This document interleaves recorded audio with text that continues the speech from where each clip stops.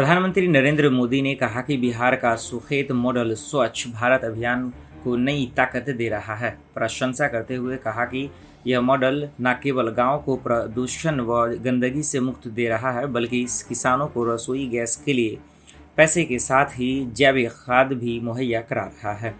रविवार को मन की बात के दौरान प्रधानमंत्री ने कहा कि बिहार के मधुबनी में डॉक्टर राजेंद्र प्रसाद कृषि विश्वविद्यालय और वहां के स्थानीय कृषि विज्ञान केंद्र ने मिलकर के एक अच्छा प्रयास किया है। इसका लाभ किसानों को तो हो ही रहा है, इससे स्वच्छ भारत अभियान को भी एक नई ताकत मिल रही है।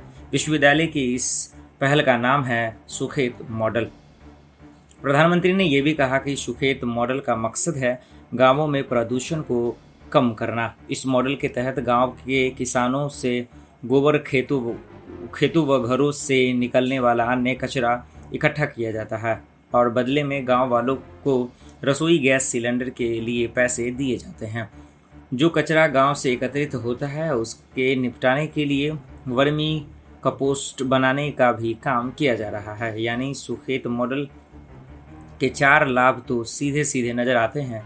एक तो गांव को प्रदूषण से मुक्ति, दूसरा गांव को गंदगी से मुक्ति, तीसरा गांव वालों को रसोई गैस सिलेंडर के लिए पैसे और चौथा गांव के किसानों को जैविक खाद। प्रधानमंत्री ने कहा कि सोचिए, इस तरह के प्रयास हमारे गांवों की शक्ति कितनी ज़्यादा बढ़ा सकते हैं।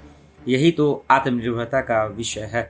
देश के प्रत्येक पंचायतों से अपील करते हुए कहा कि ऐसा कुछ करने का वो भी अपने यहाँ जरूर सोचे। जब हम एक लक्ष्य लेकर निकल पड़ते हैं तो नतीजे का निकलना निश्चित होता है।